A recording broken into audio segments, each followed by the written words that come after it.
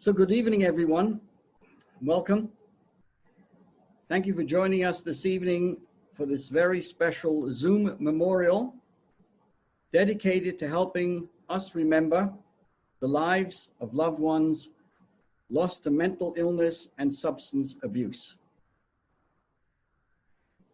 I want to first give you the reason why we are gathering here this evening. To appreciate what we hope to accomplish this evening with the help of all of us together. Sadly, during this COVID period, and even before that, I officiated too many funerals for young people in their 20s who had passed away during this time, prior to that time. And I felt it appropriate. In particular, there was one young lady who I knew for many years that passed away. And I felt in her memory, for confidential reasons, we are not mentioning anyone's names this evening. But I felt that we must do something in her memory, but include all of us when we are faced with these issues. Little background to appreciate where I'm coming from. And that is, I'm the director of the Chabad of Mineola. And together with my dear wife, Luma, we've been on Long Island since 1976. And during this time, I've spent nearly 4 decades as a chaplain, first in Topic House, which was a therapeutic community CTC in Plainview, a methadone location where people were mandated by the courts or came themselves into this environment. So I have had experience meeting, talking for hours with those who are facing mental illness and substance abuse. When that closed down in Plainview, I also became the rabbi at the Nassau County Jail. So I also met lots of people over the years whose only reason they're there and the underlying problem has been mental illness and other issues, which I personally believe is more of a disease. And with that as well, I've also continued to be the resident rabbi at NYU Winthrop University Hospital in Mineola. I share this with you only for the following reason, that not that I'm an expert in any of the areas that we're discussing tonight, but I have a very warm place in my heart to appreciate the struggles of all those who are facing these issues. But tonight is not what I would imagine a typical support group or a therapy, like an AA meeting or an NA meeting. All those have. I want to make sure everybody is muted here. I want to make sure that everybody appreciates our focus tonight is to allow ourselves to share some ideas, and then also to open it up for anyone to share a memory, a good thought, something about a loved one who's passed away, or some of the struggles the person may be having if they wish so. I also want to recognize that joining us tonight is Lisa Rosenblatt. She's a licensed clinical social worker. And the reason I appreciate your presence, Lisa, is to help us in questions or aspects that you have much more experience than I have, as you run and you host many support groups, bereavement groups in that area. And after I say a few words, I'm going to kindly ask you, Lisa, to share anything you wish to help us this evening. So let me begin. Again, I want to emphasize that I just don't buy into the attitudes of people saying to people with mental illness, maybe you need a day off, or you're just looking for attention. This is cruel to speak this way, or just snap out of it, as I've heard. I'll get over it. I'm only sharing, I'm not going into a whole discussion about mental illness. We're here to recognize there are people who have lost children, lost a spouse, friends, whatever, and to appreciate there are lots of myths out there. At our shul in Mineola, we make a point on Shabbos when we make a blessing for those who need a speedy recovery. We openly say, please, anybody who has someone who would like to have a bracha because they're facing mental illness, we're also going to include them in the Misha Berach and the special blessings. Because typically everybody thinks and has Rahmanis for someone.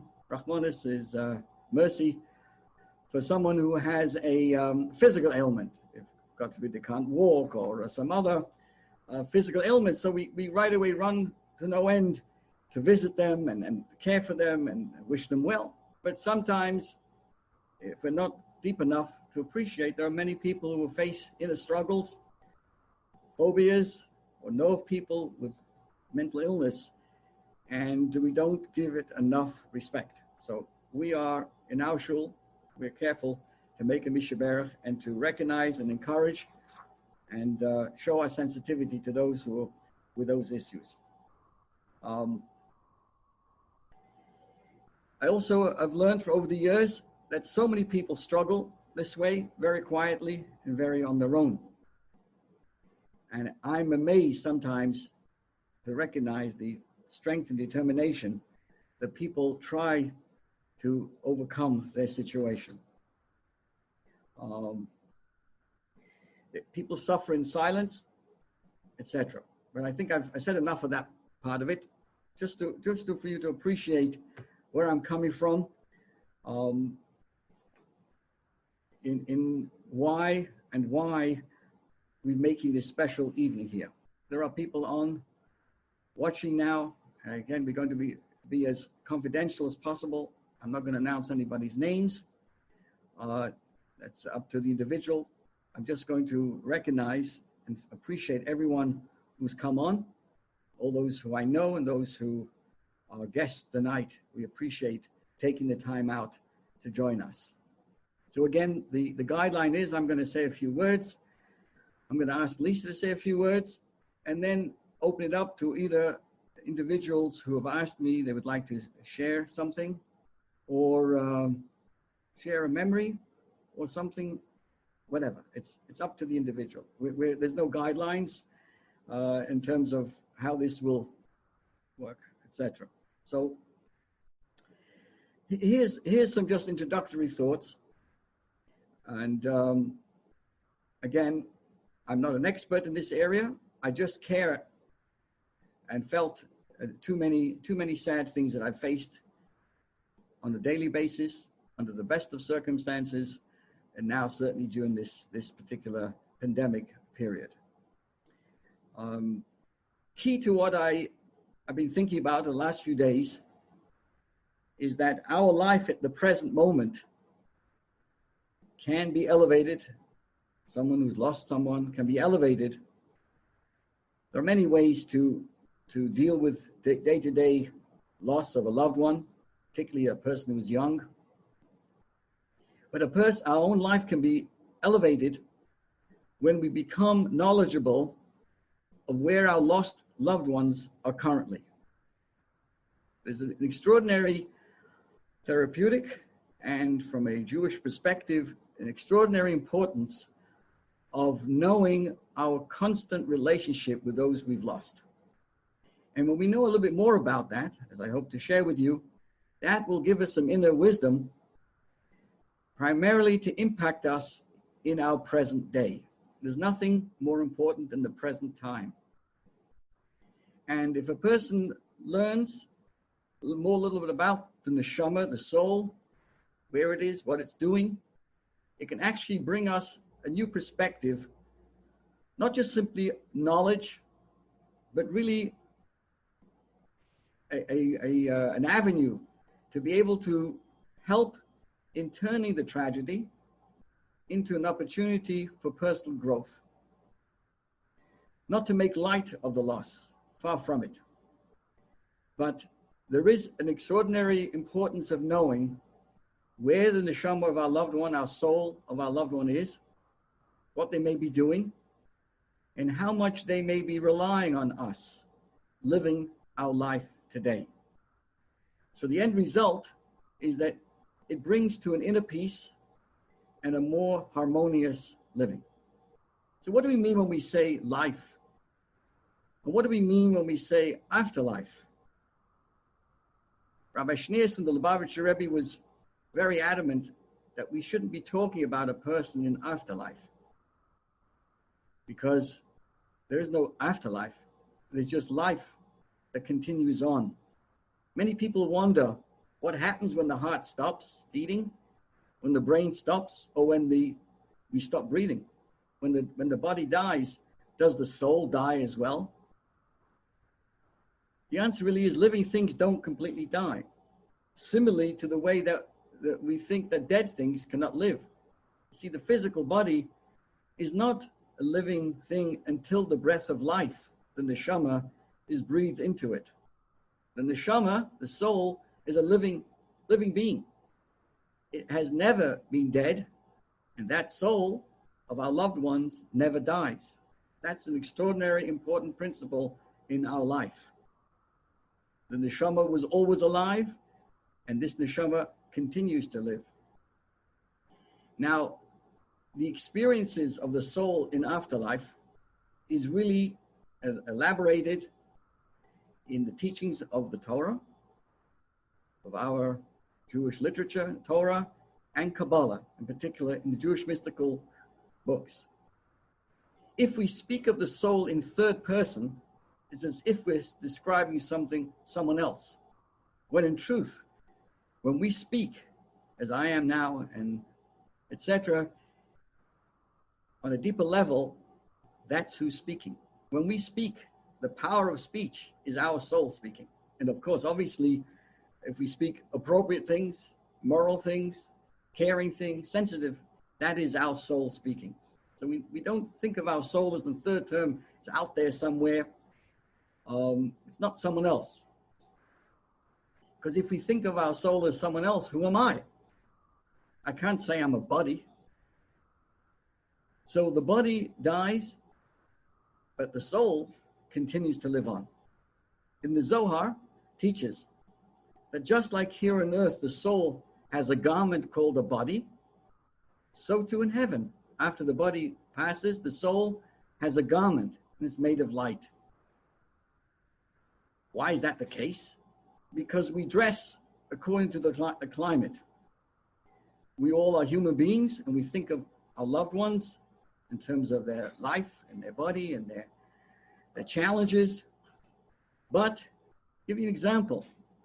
We live on Long Island, and during the winter months, in better times, we sometimes needed a break from the cold.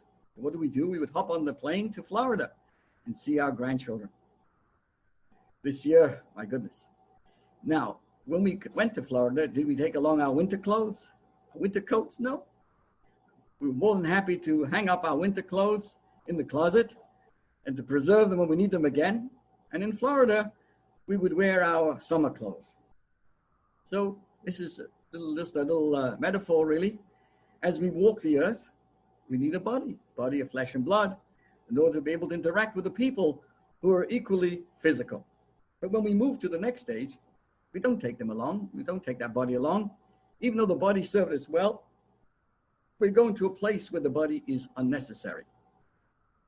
Again, the key to this little point is we must ask ourselves, are we a body with a soul, or are we a soul with a body?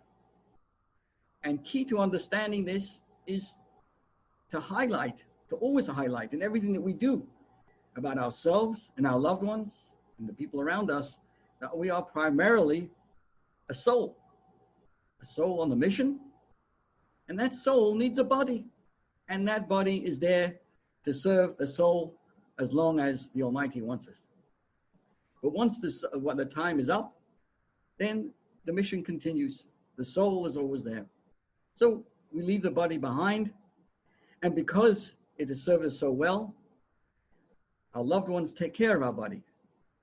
Therefore, in Jewish tradition, there's a special way of washing, and we won't go into all those details. But again, extraordinary importance is given to the body because the body facilitated the mission of that soul. That's the experience after a person passes. We kind of leave our winter clothes, our earthly garments behind, and we dress up in a heavenly garment made of this metaphorical material of light. A little story that I like to share with you about the previous Lubavitcher Rebbe, Rabbi Yosef Yitzchak. He was called to appear before the KGB. This is in 1927. He was interrogated about his activities on behalf of the Jewish people in the former Soviet Union. When the interrogators didn't like his responses, they pulled out a gun, aimed it at him, and said, "This little toy has opened many mouths before." And the Rebbe's response was, "This little toy can intimidate those who have only one life and more than one God. But people like me, who believe in only one God and more than one life, have no fear of this toy." What did he mean? What he meant was, on a number of levels, he meant on the simplest level, if you kill my body, I will continue to live. Therefore, I have nothing to fear. A little deeper than that is, the Rebbe was sharing with us, as we all know, that in our world, we're always living in two worlds. We never accept anything on the surface. There's always a deeper side, a deeper dimension of every person, every human being. We all created the image of God. And if a person, and we kept that in mind and appreciated that each of us have, there would be less discord that we have today. But we always live in two worlds. We have one God, there's only one Hashem. But there are many dimensions and perspectives. And in our subject this evening, we're saying that that neshama, that soul of our loved one, we saw it in a body, and that neshama continues to live on. The next life is not an afterlife for the body. For our bodies is laid to rest. And even our bodies, by the way, just as a sidebar, even though the body is laid to rest, it actually is only hidden. I shared this with a special lady that I know who recently had a tragedy of a loss of a child, that when a person is laid to rest, the body is only put in, like into a jewelry box. It's put there for another occasion. In Jewish life, all the ceremony, the Kaddish, all the things that are performed at a funeral and continues on for years is recognizing that the body was a special soul, a special vessel for the soul, brought life into this world, brought kindness into this world. Doesn't matter what they went through. They had that soul in that body, and that body is to be respected. And more excitingly, that we are actually looking forward to the coming of Mashiach, when all those who've passed on, all our loved ones, however they passed on, will be coming back again. So there will be a reunification between that soul of our loved ones and their very bodies. So while the body is laid to rest, we don't bury people. In Hebrew, on the epitaphs of the monument, you see the word Peinun. Just by the way, Peinun means here lies hidden. The person is just hidden, like you put away. You have your jewelry box, you hide it for special occasions. The person never dies. We just change and move somewhere else. The Hebrew word to describe passing on is nistalik, which means to relocate. We relocated to some other place. On a lighter note, if you don't allow me the license, of a little humorous stories of a business who's doing so well. So they outgrew their premises. So he moved to a larger place and had an opening party. Flowers were sent from all over, congratulating the business on their move. One of the bouquets strangely read, "Our condolences on your loss." This is what the owner received on the opening day. Curious, the owner called up the florist and said, "Who sent me such a message on my day of celebration?" And the florist, terribly embarrassed, said, "Oh, I'm so sorry. I made a mistake. The bouquet was meant for a woman whose husband passed away. The owner says, if I ran a business the way you run your business, I'd never be successful. The florist said, relax, sir, relax. Don't you realize that there's someone with worse problems than you? There's a widow out there who's just received a bouquet that says, congratulations on your move to a new location. So think about this. This is exactly the right message. Congratulations on your new location is what we say to the soul after it passes on. When we think of loved ones, we know they're in a better place. Please, I'm not making light an iota on the tragedy, on the sadness, on the missing, etc. But at the same time, what I've been thinking about in recent days is that when we know that our loved one is really in a better place, very much alive and well, and is connected to us all the time, it actually makes us not just simply ask why, the whys, but for what reason? What can I learn from that person? How can it inspire me? Because the greatest way to bring honor to a person, to our loved ones, is to live with full meaning. On a personal note, I want to tell you, this was not in my mind, but it's come to mind that I'm named after my grandfather. My name, Usher Anshel, is named after my grandfather, my father's father, who died in Auschwitz, who was cremated by the Nazis in the ovens. And I've taken it very seriously in my life to live the life that he was denied. So here he was in his 40s, most probably, approximately. And now I'm here carrying his name. And I feel the responsibility that I'm keeping him alive by living up to the best as I can to what he would want to live in his own life. This is my own way of expressing how powerful, how connected we are to the souls who've passed on. So what happens to the soul when it leaves the body? What's its experience? Is it filled with anxiety? Is it filled with fear, with love, with happiness?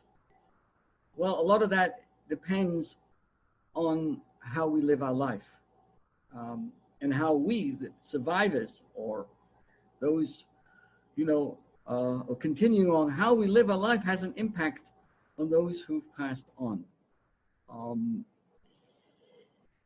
So again, going back to what we asked earlier, who am I? I'm not a body. Who's talking to you now? I was not a body. I mean, okay, it's my body's, but my body is my soul. My soul is who I am, and I'm trying to share these words from my heart. And that soul that we all have is a heavenly being. So who am I? Who are you? And I appreciate everybody's presence tonight. The question, the answer to who am I is I'm a soul. I'm a heavenly being. Each one of us are a heavenly being walking this earth. I'm in a sense a foreigner. I'm an implant. And I'm on a mission. I've disguised myself. Is each and every one, we've all are disguising ourselves. And as if I'm an earthly being, right? We have to deal with finite aspects of our life, with health issues, with making a living. That's all a disguise. That's all kind of the finite world that we live in. But it's really a disguise for a mission that we all have that comes from the fact that we are a soul in the body, not a body with a soul. And we live for the time that Hashem wants us to. And then comes a time when God says, enough, I want you to return to sender. I won't start singing that song. And then we return home. Let me conclude. And I'm going to conclude with a little poem in honor of the young lady that I recently sadly had to lay to rest. She was so young, and I dedicated to everybody out there, to all the loved ones, whatever age, particularly those who are younger. And then I'm going to ask Lisa to share. This is the story called About a Rose. A man was sweeping the synagogue, and he paused for a moment. He looked on the floor, and there were all kinds of flowers lying about in disorder. What a waste, he said to himself. Why? Because those roses had adorned the pulpit at a wedding. In the synagogue, there was a wedding, and these beautiful roses had adorned the chuppah. And now everybody had gone, and all these roses had fallen to the ground. And he said to himself, what a waste. It's all over. Just like waiting to be discarded, thrown into the garbage. The attendant, the person cleaning up, was lost in thought when suddenly he heard a strange sound. One of the roses started to speak. Do you call this a rose? A waste? The rose said. What is life anyway, yours or mine, but a means of service? My mission was to create some fragrance and beauty, and I have fulfilled that. My life has not been wasted. What greater privilege is there than to adorn a bride's way to her beloved? What greater privilege than to help glorify the moment when a bride and a groom, the chassan and kala, seal their faith in each other by entering into the covenant of marriage? Little flower paused for a moment to watch the man's face. Then the rose continued to speak. Roses are like people. They live in deeds, not in time. My glory was brief, only an hour, but you should have seen the joy in the bride's face. I'd like to believe that I had something to do with it by creating the suitable setting for the moment of our happiness. So don't grieve for me, said the rose. My life has been worthwhile. Having made her statement, the rose was once again more silent, and the attendant, startled by the event, was a little more thoughtful, and continued on with his work. I dedicate that song to all young people and everybody who have passed away, and to know they were all roses. They will always be remembered by their loved ones, their parents and grandparents. And I can assure you that and I just saw this in the works of Rabbi Schneerson, and it's brought down in the Zohar, that when a person passes away, all their loved ones, all their ancestors, for generations, come and welcome that soul. So the soul who lived whatever length of life that Hashem wanted is in the loving hands of generations of people who knew exactly how the challenges, the disease, whatever it may be, and welcomes that soul home. So my brachas to everybody. At this point, I'd like to, let me see if I can make sure, Lisa, we all have a chance to speak, but we're going to ask now Lisa Lisa Rosenblatt. I apologize for that. Lisa Rosenblatt is an LCSW, a licensed clinical social worker, and I invited her on, and I thank you for coming, Lisa, to share whatever you like. I didn't give you what to say, so please. Thank you so much, Rabbi Pearl, and thank you all for being here. So I can't Can everybody hear me? Can everybody hear me? Wave your hand. Can you hear me? Yeah, okay, good. Sorry. Okay. Thank you. Okay, so I'm a social worker. I specialize in trauma and grief. But more important than that, I'm a bereaved parent. So I have no idea what anyone here is feeling. And I think that was the best thing that anyone ever said to me when they came to see me when I was sitting Shiva for my daughter, that a Chabad rabbi from my community had lost his son. And he came to me and he said, I don't know how you feel. And that was the most powerful statement anyone could ever say. Because even though we've all been through the same thing, we have no idea how we feel. And no one can ever experience the pain and the loss. And I've run bereavement groups, and I'm running a bereavement group now for people that lost someone during COVID, because that in itself was a whole nother, no shiva, no, funeral. So we're not going to talk about that. But I'm going to share a little bit about my own experience and what I went through. And then I'm going to share a little bit of insights into how I help people and how I think that what helps me. So first, my daughter's name was Razy. She was 26 years old when I got that phone call that she's in a coma. And that's the nightmare that no parent ever wants to get. And you know how as Jews, we have a lot of dates, right? So we have the Jewish date and we have the English date, and it happened to be on Labor Day weekend. So I have the Jewish date and the English date and Labor Day weekend. And then she passed away on the first day of Rosh Hashanah.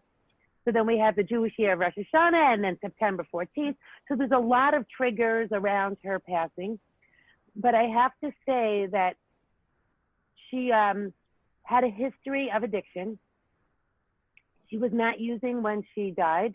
She was actually not using for 2 years before she passed away. It was a crazy fluke. She died from severe dehydration.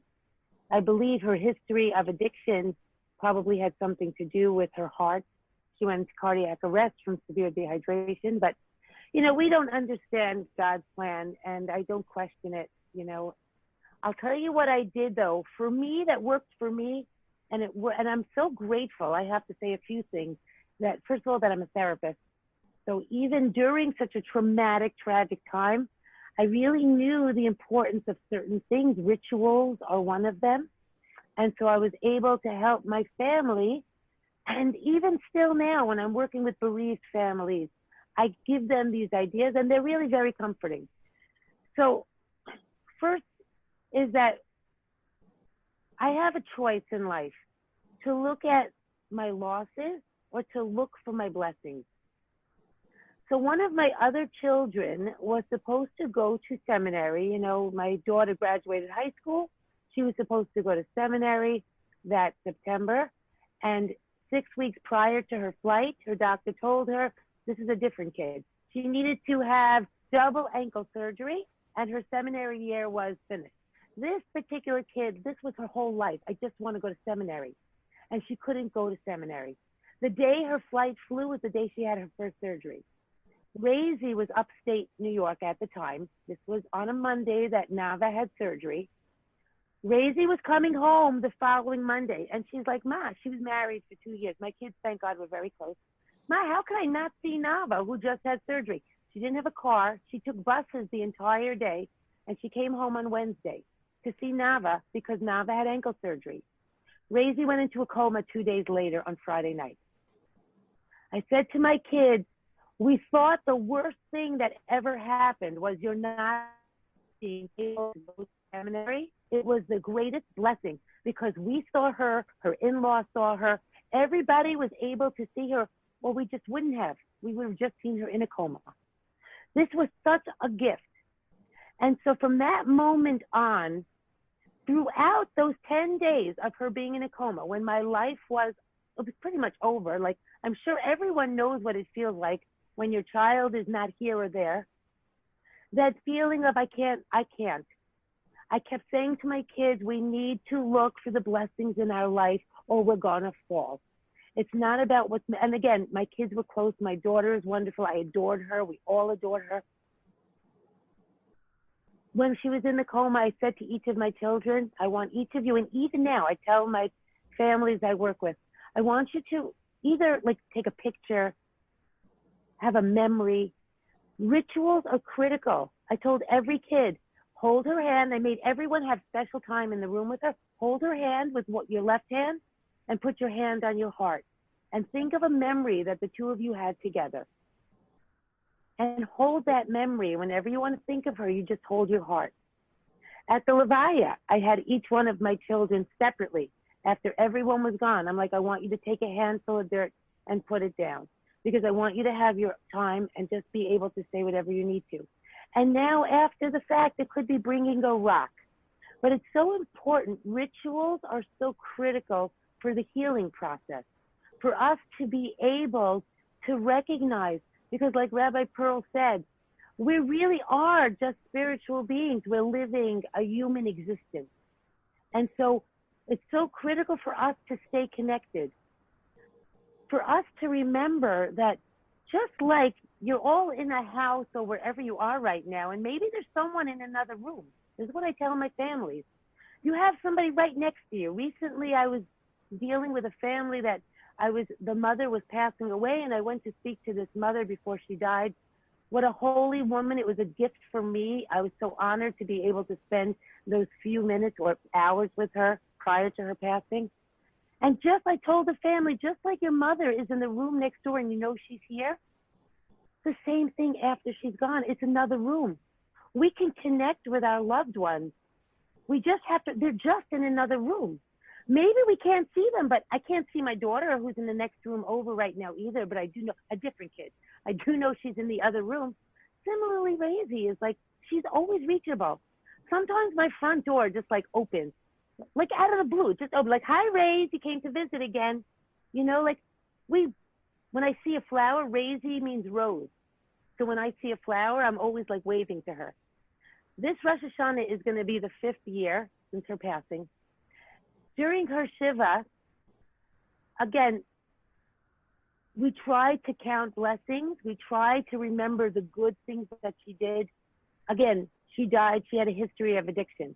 All of us know when you have a child with or a loved one with addiction or mental illness. Let's be real. And I tell this to all families. We don't, when someone passes away, suddenly put them on a pedestal because that's not really who they were. My daughter was amazing. I loved her dearly, but she also gave us many years of real torture. Gehenna, as they say, you know? But really, like in the end, and for many years, we had an unbelievable, even when she was in her like throes of her addiction, which was horrific.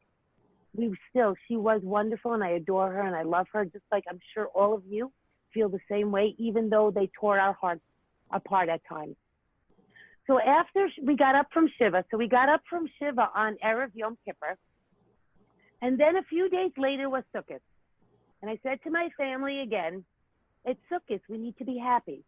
Again, my family is very close. My daughter lived a few blocks from us. We're very close family. I said to my kids, we need to find the blessings now in our life. And when I went to that woman's house who was passing, I told her this story, and she went to her children and said, I want you to do this. I went to Onut's, it's a candy store. You probably have one where you live also. And I bought a jar, and I bought different colored jelly beans for each child. And myself, everybody had a different color. We all had our own colored jelly bean. I said, now we need to look for the blessings.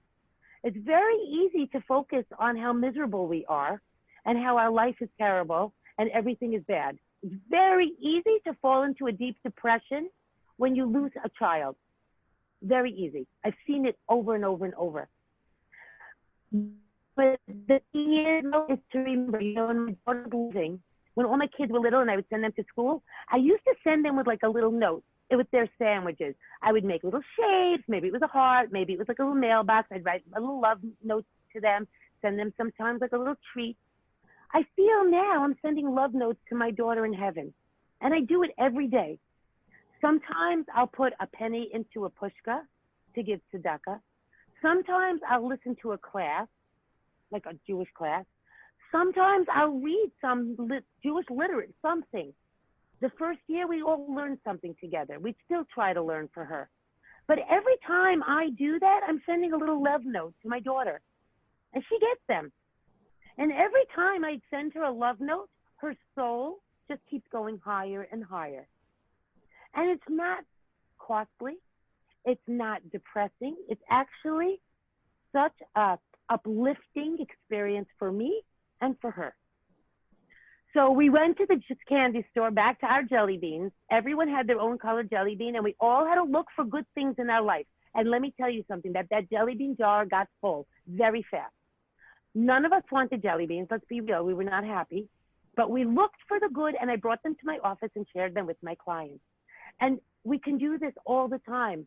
It's really like I see it, you know, our mind, you know, in Hebrew, in the Jewish, when we spell out the word machshava, which means thought, mem, ches, shin, vei, hey, I'm sorry, I don't have a paper to write it on, but when we switch those letters around, we get the words be, simcha, being happy, enjoy. It's CBT, cognitive behavior therapy. You know, I wish that I was more versed in Hasidus, because everything comes from the Torah. All therapeutic techniques are all, you'll find them somewhere, and honestly, usually in the Tanya, and I am not Lubavitch, but they're all in Tanya. You know, my kids are very funny because they like sources when I come up with these spiritual things. And I have an office in Crown Heights. So I learned a lot that everything is in the Tanya. So whenever my kids want a source, Ma, what, you need, I'm like, it's in the Tanya, trust me. Trust me, anything like it is. So really, like, our thoughts create our reality. It's a choice. We choose the way on what we're going to focus. Now, remember that mental illness and addiction, I'm being very honest because I don't talk about this next piece I'm going to tell you now. I've discussed this with Rabbi Pearl, but most people don't know this. Mental illness and addiction are hereditary. So my daughter passes away, and my son next in line, whose best friend was his older sister, can't deal with life because his sister passed, and he's done. So he next turned to drugs and became an addict, very heavy, very bad, very fast, you know. And we go through a lot of struggling and a lot of pain and a lot of mental anguish over him. And he's such a good boy. He's just hurting so badly. And we all, I'm sure, are very aware of that also. The pain of addiction, the pain of mental illness, and the way that it destroys families. It does. It rips families apart from the inside. So a few things that we all need to understand. We didn't cause our child or loved one's mental illness or addiction. We can't cure it, and we cannot control it. It's so important to recognize those 3 C's. I have no control over myself. I can't control other people. I'll tell you something, though, for myself. I can't tell this to anyone else. The woman that I am today. Lisa, we also allow other people as well shortly. I'm going to end it. Give me 2 minutes. Thank you. Sure. The woman that I am today has grown exponentially since the passing of my daughter. So it's really what we choose to, the way we choose, how we choose to live our life, what we choose to do with our loss, right? And like Rabbi Pearl said, you know, I heard, again, I don't know if this is the Lubavitch thought, if this is where it comes from, but I heard that before a soul passes, the Shekhinah, like they see the face of God, and their soul kind of like jumps out. It wants to connect. It doesn't want to stay here. Our kids, our loved ones are in such a beautiful, holy place. And like Rabbi Pearl said, that the neshama is really who we are. I did a lot of research. I researched a lot on life after life, both in Judaic and in the science. And the soul actually, it does. The soul is truly scientifically proven that it's very much real. It exists. People that die and come back to life have experienced this beautiful heaven, like they describe what the Torah describes it or the Kabbalah describes it. Same thing, and there's a wonderful book Dr. Moody wrote. He did hundreds and hundreds of people that have died and came back to life, and he describes the same thing. They all say the same thing. When a person dies, they're in such a beautiful place.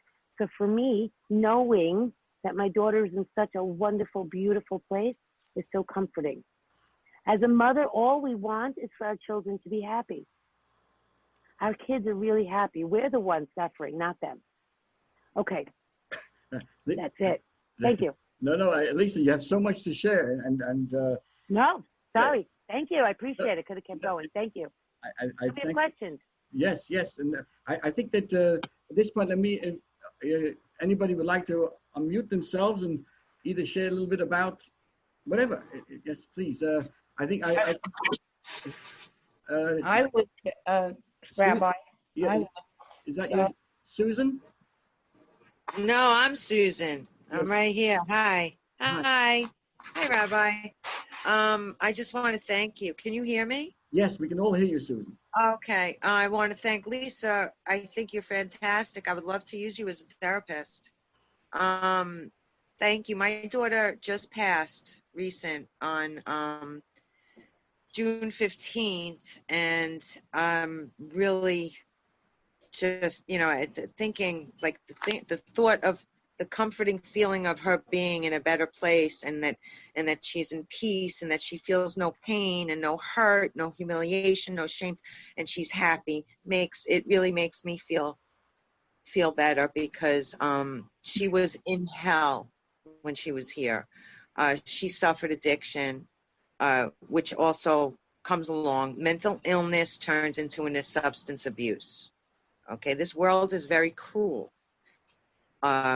She's been hurt, as far as, I don't want to get too involved in her background, but I'll just be brief. When I had those two police officers, but they weren't police officers, they were detectives, homicide detectives.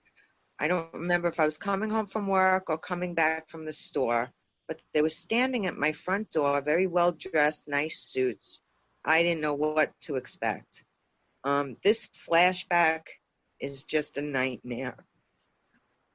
Can we talk to you, Miss Goldsmith? I said, sure. What'd she do? I'm thinking, now what? The kid has been in and out of jail and a ton of rehab. She really, really disliked herself. She had, it was just a whole big mess. But she's a beautiful girl. I love her with all my heart. If I can forgive her, I know that we have a forgiving God. If I can forgive her, that's for sure. So her soul is up there because she's a good girl. But anyway, when I got those two cops were at the front and they asked if they could come in, I didn't know what to think. Then they told me that she passed. She was by herself in a hotel room. She overdosed. I have these visions in my mind that are nightmares. Thank God I was told that she wasn't abused. She wasn't like hit, stabbed, punched, God forbid, gun, rape, whatever. None of that. It was her alone. But I don't believe that. I don't think she was alone. She was the one who passed. Whoever was with her is still walking the face of this earth. My daughter is in a different place now. And I like to think that all these beliefs are real, because I believe, and I want to believe, because I've been so disappointed. And to lose my one and only child is literally ripping my guts and my heart out. And I just thank you for giving me some hope, knowing she's in a better place. I thank you, Rabbi. Thank you. I'm done. Thank you. Rabbi, I have a question. Yes, Sarah. please. Yes, please. I was thinking about your speech. I have a question for Lisa too. I was thinking about your speech and the soul, and then I started thinking about my DNA. That my DNA is my mother, my father. So, do I have the soul? Their soul. The DNA is inside of me. Is my mother's soul inside of me? Is my father's soul inside of me, like my DNA is inside of me? Or is their soul in Shemayim and not part of me? Because I feel sometimes, especially my father was a businessman. I didn't relate as well as my mother. I do things my mother did. I think things my mother said. I act in many ways like my mother.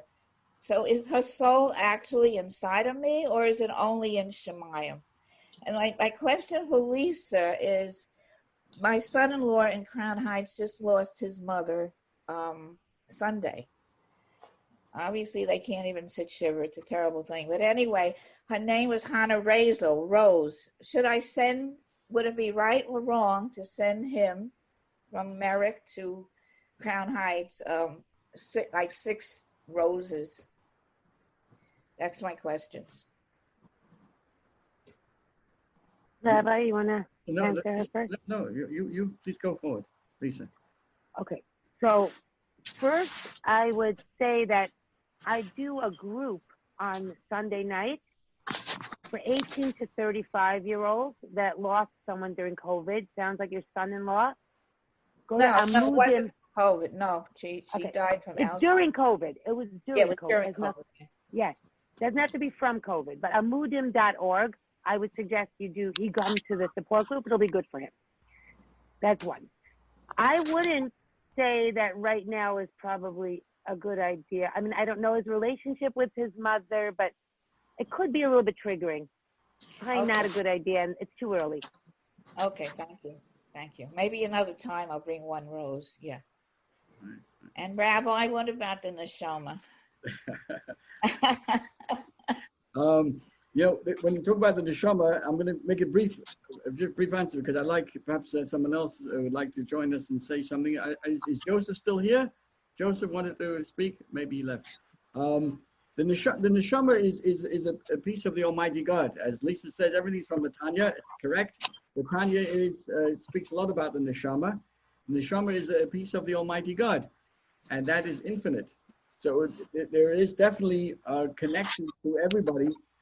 The fact that your parents blessed you to bring you into this world, there's definitely a trace of that aspect within us. At the same time, though, there's a certain sense of individuality that you have. Just like we're all created in the image of God, yet we all still have our own personality traits, which is that expresses the infinite aspects of God as well. So yes, there is an influence of our parents in us. That's why we honor them. In whatever else, in life, we have to honor our parents because they brought us, they provided us that neshama. So there is an aspect, but you still have your freedom to do what you have with your neshama. Your freedom isn't taken away because of any pre-existing DNA in that spiritual sense. Okay, thank you, Rabbi. Anybody else would like to? Yes, Barbara, please.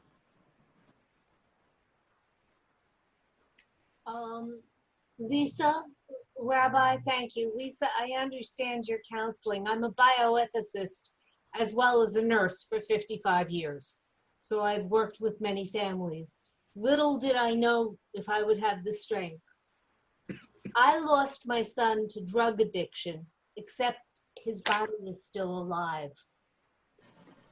He's gone from my life. He's gone from his children's life. He's lost his job, his career, his van, and all of the funds that I tried to use, whether it be for therapists, doctors, buying cars, supporting children. Oh, and let's not forget bail, rehab, court fees, and attorneys. We can lose someone in many ways. Rabbi knows well, I can't be with him because it hurts so much right now because his addiction took a lot from me. It almost took my life. And it's very many people don't understand. And if you go to a Families Anonymous meeting, you don't realize that it's the person who you see at the market who's sitting at the same damn meeting you are. Pardon me, Rabbi, I apologize for language. So when you talk about inheritance, my aunt, my mother, my son, I thank God it skipped a generation, so I've had the strength to help my son as much as I could and deal with, but understand, folks, and spread the word. There are many of us out here on Long Island who have lost the body and soul or the emotional connection. Susan, I'm so sorry. There's nothing that can ever be said. Thank you for being strong enough to tell us. And I'm going to go and have a good cry now. Good night. Thank you very much. God bless. Anybody else would like to share? Any thoughts? Rabbi? Yes, please. I'm joining you from Denver, Colorado. My cousins invited me to come along tonight. And I'd like to read a poem that I wrote about what it feels like to be the mother of an addict. Yes, please. And it's called, This Is How It Is. It is just the phone ringing, nothing more. Will the dread go away? This is how it is to be the mother of an addict. I stare at the screen, holding my breath, inhaling and exhaling my fear. I answer the call, overcoming my fear. She is light and happy, nothing more. I can relax now, let go of my breath. The anxiety subsides, but doesn't go away. I am conversing with an addict. My daughter is simply talking to her mother. I suppose children always want their mother, oblivious to what a phone call can represent, fear. Each ring brings the dread tethered to an addict. It is only the phone ringing, nothing more. I wish the pit in my stomach would dissipate, go away. My skipped heart beats. I catch my breath. If we hold the line silent, we only hear each other's breath. The soft inhale of the daughter, the sighed exhale of the mother. I will her to cleave. She wishes me to go away. We stay attached through blood and fear. It is just the phone ringing, nothing more. This is how it feels to be the mother of an addict. I never dreamed my daughter would be an addict. I memorized her first sweet earthly breath. I wanted her life to be different, more. These are the same longings of any mother. Instead, I stare at my phone, frozen in fear. The softening before the jab never goes away. Detachment is an action, not a physical going away. I will always be the mother of my daughter, an addict. Boundaries help me to lessen the loss, fallow the fear. I long only for deep, expansive lungs, full of even breath. This is how it is to be the mother of an addict. Everything, yet nothing more. Our bond will never go away. We inhale the same breath, an addict and the mother. Who is it that holds the fear? Who is it that desires more? And I just like to say my daughter is in long-term recovery, but my life work is writing about addiction. So thank you for letting me share. And thank you. Very moving, uplifting, and wish you success. And nachas from your daughter. Thank you so much. I please note on our chat, Lisa has kindly, for those who may want to speak to her, her email is on the chat at lisa.rosenblatt.csw@gmail.com. Okay, we let me just maybe then I'll kind of tell a quick story. So this evening, you can interrupt me because if anybody else would like a chance to speak, because I don't want to. Did anybody else wanted to say something, share something? In the 1950s, there was a yeshiva boy in Crown Heights, and he had decided to leave college and that part of his life and join the yeshiva. And he became more observant, and then he suddenly gets the draft. In those days, he was called, I think it must have been for the Vietnam War or other wars there, and he was really upset. Why? Because he says when he was in college, he was wasting time, running around, doing who knows what. And now he'd become more observant, joined the yeshiva and dedicating his time to Torah. How could God, send the draft notice and, to go away to the army? And at that time, people went to see the Rebbe and he asked for advice. And he said, how can God do this to me? I'm dedicating my life to worthwhile things. And now suddenly I got to go and join the army. The Rebbe got up and went over to a chair and stood next to the chair and said, do you think I can jump over this chair? Obviously not. You're right bang up against the chair. It's hard to jump over it. Then he walked backwards. The Rebbe walked back and then said, look, if I stand further back, I have a chance to jump over now because I can take a running jump over this. And he went on to explain to the young man called Yerida Tzarech Aliyah. In life, sometimes we go back, but it gives us the space to be able to catapult forward. And he did go to the army, and thank God he survived.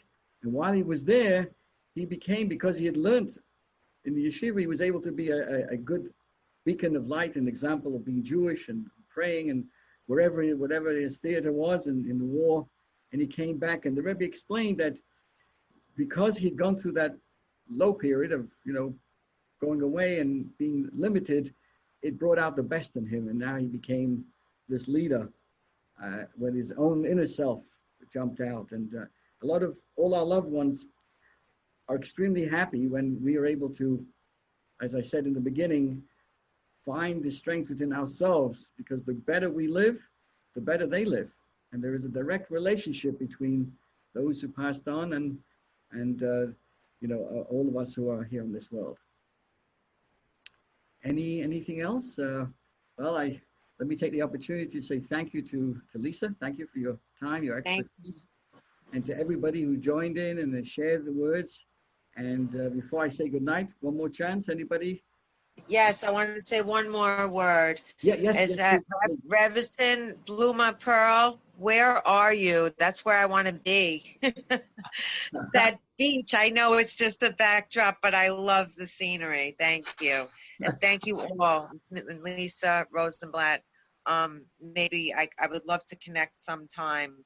And Rabbi Pearl, you're the best. My daughter, we won't mention name, but we know who she is. And rest in peace, my beautiful girl. She really did like you, and she always spoke well about you. And Rabbi Paltiel and all the other people and rabbis that came to see and talk to her and help her, try to help her. And thank God, Baruch Hashem, she's safe. She's safe now, and I'm going to keep those good thoughts in my mind always. I hope we can maybe share sometime soon again. I really, really appreciate all of what you've done. All of you. Thank you so much. Thank you. Have a good night. Good night. Thank you very much, everybody. Again, have a good evening. Thank you for the time.